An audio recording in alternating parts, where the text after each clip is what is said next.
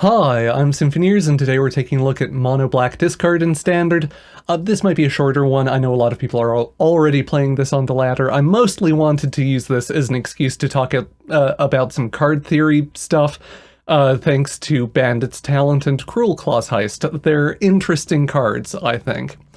So there is an article by Sam Black, which is, I think, a foundational, for me anyway, card theory or like magic evaluation thing article talking about small games and big games. It uses as a primary case study in the article A being Elvish Visionary, a 1/1 that draws a card on ETB, versus Elder Fang Disciple, which is a 1/1 that discards a card on ETB.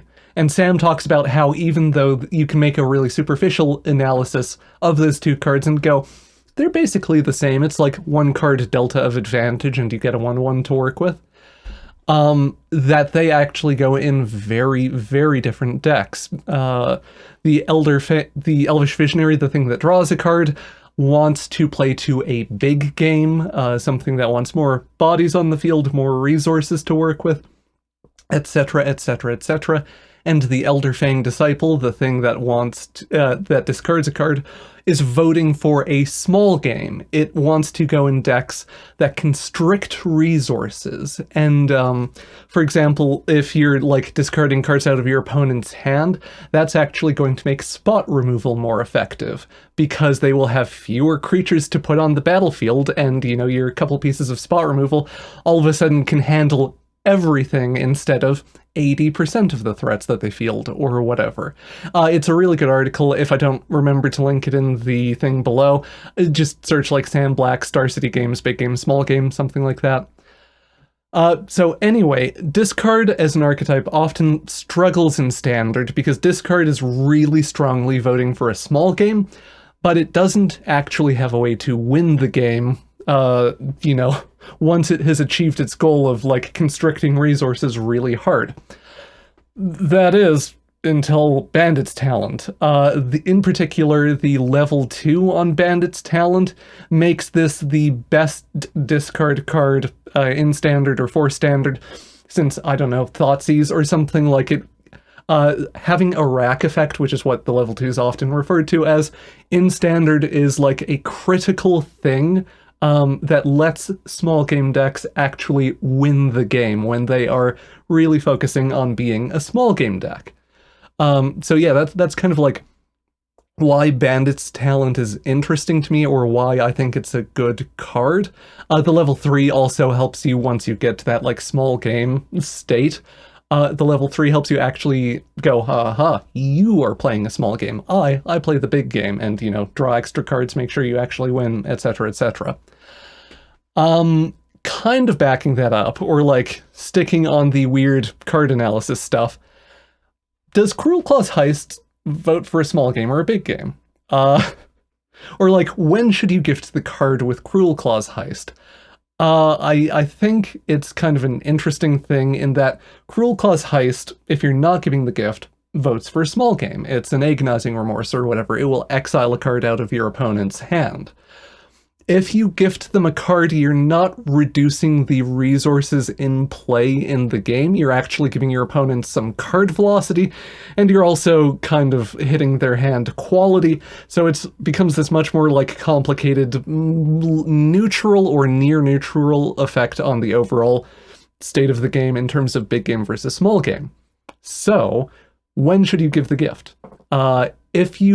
If it's early in the game and you haven't yet constricted your opponent's resources, their hand size, to the point where, like, the level 2 or 3 on Bandit's talent is firing, you almost certainly should not be giving the gift on Cruel Claw's Heist, because that's going to give your opponent more resources and stuff and is not going to effectively play to the small game win con of a discard deck.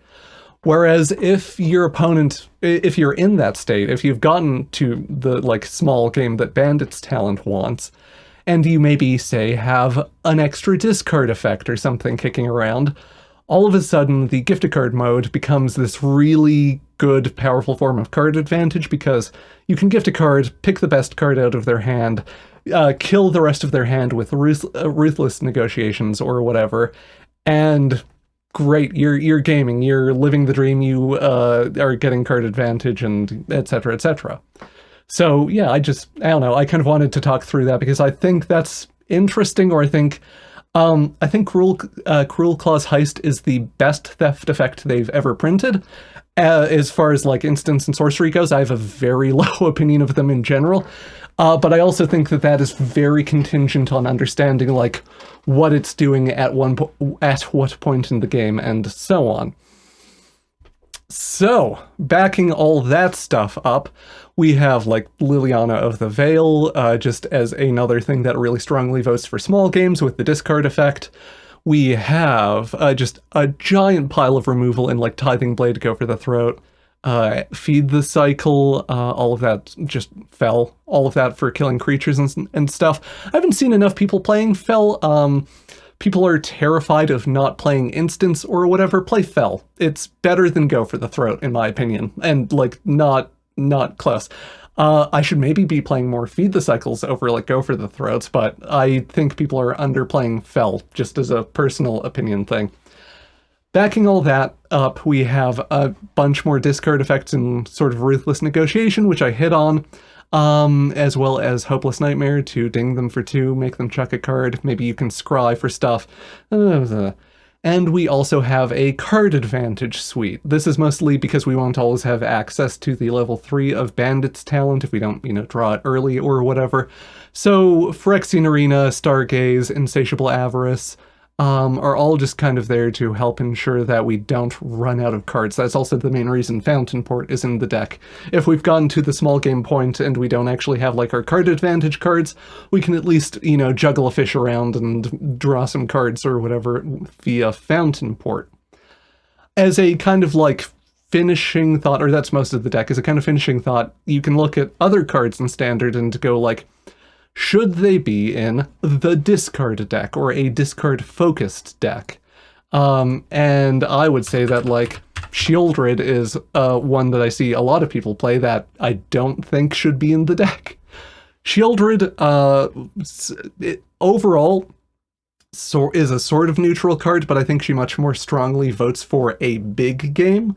Shieldred wants you to be drawing cards really aggressively, and etc. The life drain effect on Shieldred can be a sort of lock if you've gotten your opponent low on resources and they need to like draw things to get out of the situation they're in.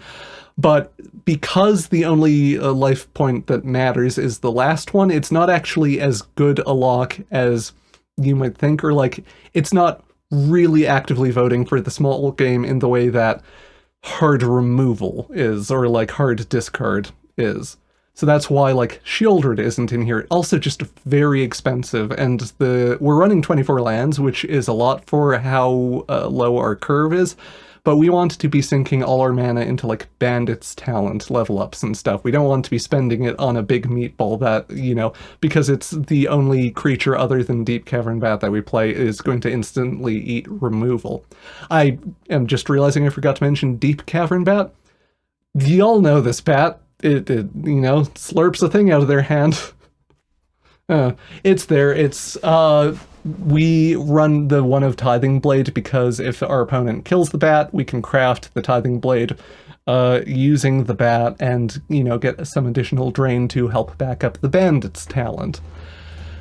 That is more or less the deck, or whatever it covered. If you liked this kind of longer, or, I don't know, more teachy, weird deck thing, like, subscribe, etc. Consider buying merch, supporting on Patreon, following on Twitch, becoming a YouTube member, links, and yeah.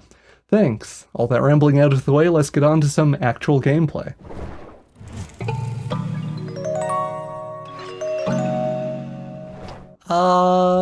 Sure. This hand is bad versus certain decks. Or like, this is a gamble into, I don't know, mono red or whatever. Practice fling. But it's not bad versus like an opposing discard deck or something. Sure. Duress. Yeah, the correct thing is Nightmare because Ruthless Negotiation is live from the graveyard, or has a flashback mode, rather. I was holding up feed the cycle like I could. And listen, sometimes you just do a dumb. Let's chuck the Ruthless Negotiation. I like lands here, I think.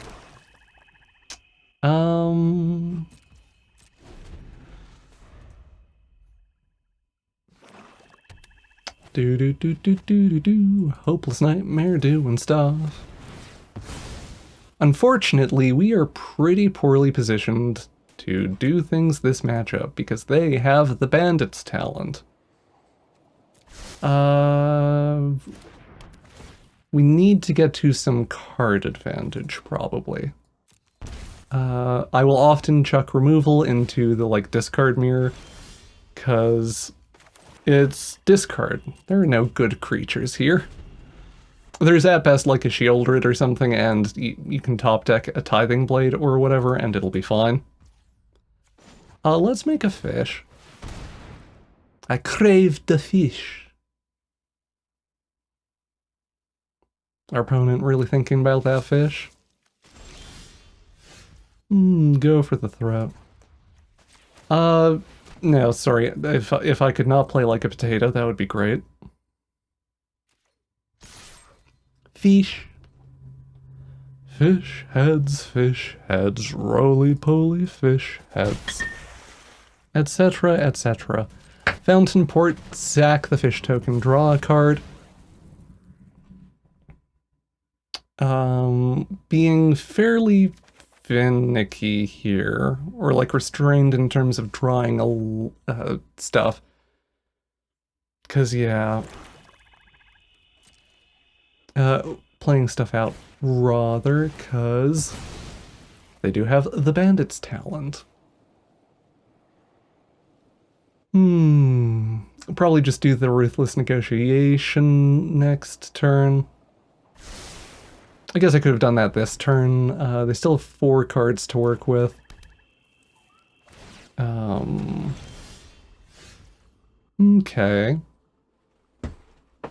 I'm not necessarily hype about developing with Lily because, again, Bandit's talent. We get a cut down out of them. Oh, woof, woof, ooh, oh my. Getting our own Bandit's talent is cool and good.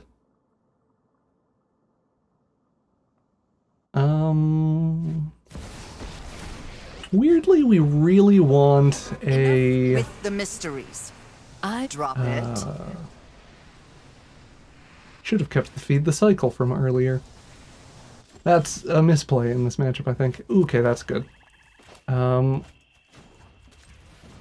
Arena hates tapping Fountain Port, and it's so annoying, because it's a good land you should play. But also, yeah, it has definitely lost me games, the way Arena taps Fountain Port. Or doesn't tap Fountain Port, rather. So, dueling Bandit's talents. I don't know if I like that from them.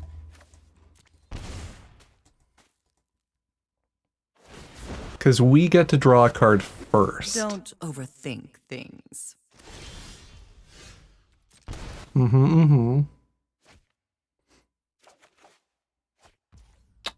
Magnifique. I am just going to, yeah, kill Lily. I think foraging, bet. Because this is going to let us hold on to the swamp, theoretically. Oh, that's my cue to leave. And then we can also use Fountain Port here to try to get ahead on cards. Discard mirrors are very slow and kind of stupid, but also, I think, interesting. I don't know. Just, like, playing around each other's Bandit's talent, or, like, the decision whether or not to do that. It is a thing. Hopeless Nightmare, sure. We go down to 11. Let's make that treasure token, because the treasure token doesn't cost us a life. And currently that is actually important, or that's the difference between a full turn cycle. Sack a token and draw a card.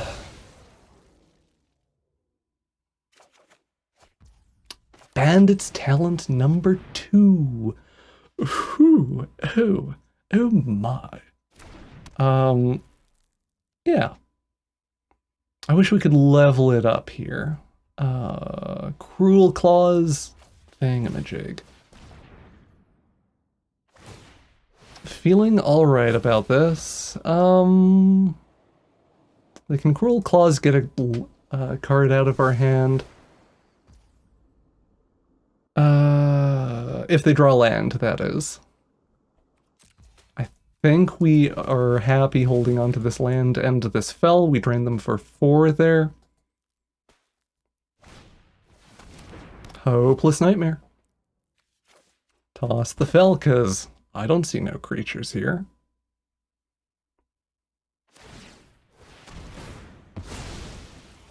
This is another reason why the Fountain Port is in the deck, or like so important. And why we're on 24 lands and stuff, because even though it's not an efficient way to draw cards and stuff, it is a 0 cost, or like 0 cost of include way to get that functionality into our deck. Phyrexian Arena. Interesting. We are at 5, so, you know.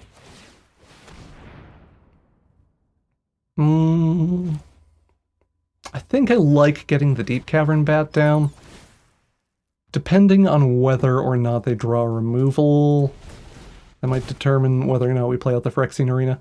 I couldn't decide in deck building, or I kept shifting around the card slots between this, Stargaze, Insatiable Avarice. There are pros and cons to each of them. The big con to Phyrexian Arena being you sure can't stop drawing cards. You sure can't stop doing that thing. Okay. This is pretty good.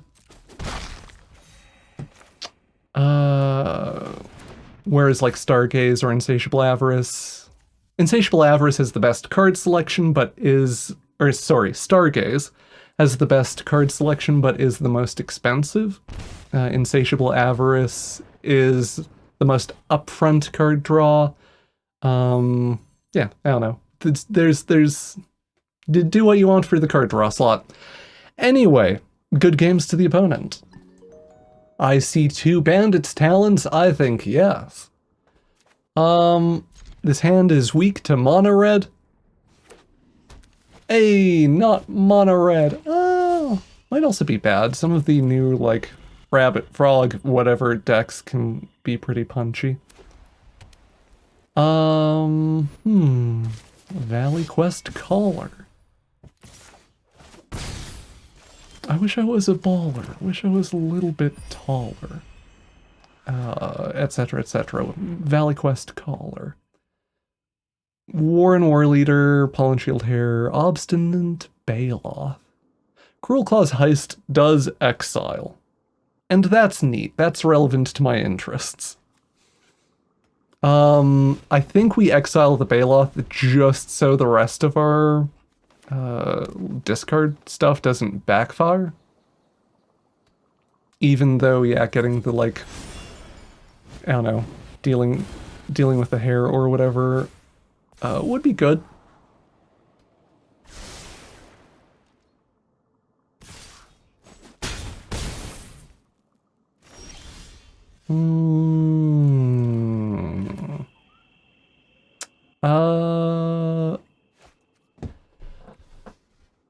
Benoit. Unknown card. We can hit both cards from their hand, which I think beats dealing with the stuff on board. That might be incorrect, because we're losing. They throw the bunny. Card number 2 is another War and War Leader. I believe we are just what's legally known as dead in the water. Yeah, we're too slow This here, is which is my unfortunate. home, Or and I don't appreciate it when people touch me. too slow / we had none of our spot removal, which I think I may have mentioned, or I shouted out mono red, but yeah. That's a downside to opening hands like this. Not being able to just be like, kill the quest caller, and that slows us down as dying a lot, and etc., etc. So, Might Caller does a murder, and yeah. Good games to the opponent. Sure. Spot removal and bat. Okay. Cruel Claw's Heist or go for the throat? Let's say the Heist for the moment.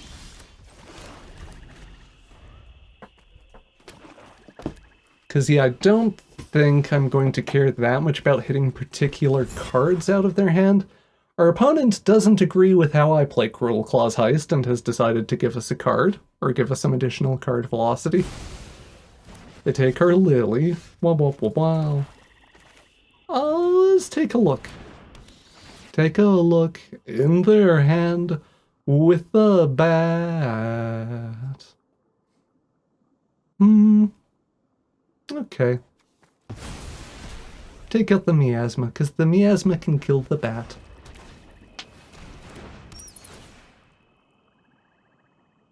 Nice thing here is both the bat and the ruthless negotiation do not trigger the Baloth because they exile.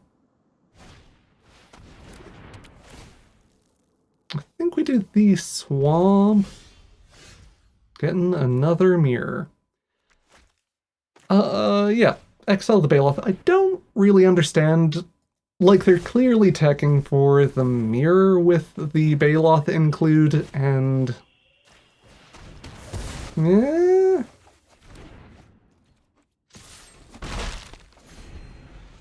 Seems a little bit awkward given the number of things that can get around it.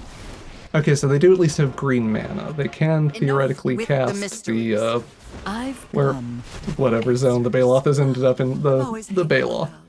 Hey, we get Bandit's talent. And that is cool and good. Yeah, we do that, we level it up, so it starts doing the rack effect. Do want a swamp. A top deck swamp here would actually be quite good. We did chuck one at some point. Chuck the go for the throat. The deep cavern bat can attack Lily. Theoretically. If you know, they had already done that or whatever. Hopeless Nightmare for the opponent does stuff. We draw a swamp. And that's nice. I like that. Bandit's talent does a ping. We would like a feed the cycle, maybe, just for shooting the Lily. Or just card draw. You won't be outsmarting me. Raw card draw would be pretty good here because we're at 17 and we can afford to just dump mana into it. Swamp bat.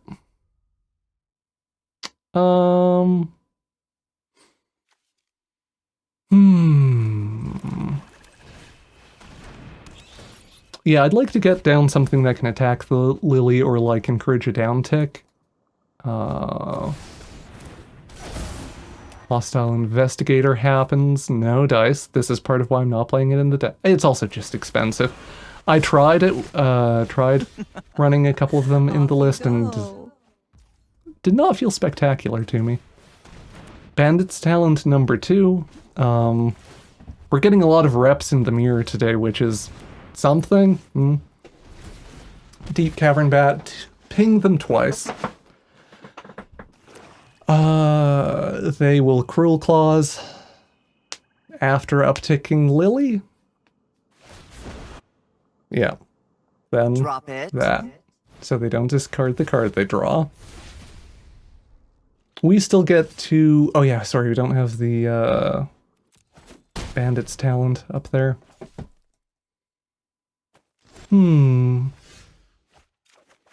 Helpful. Okay.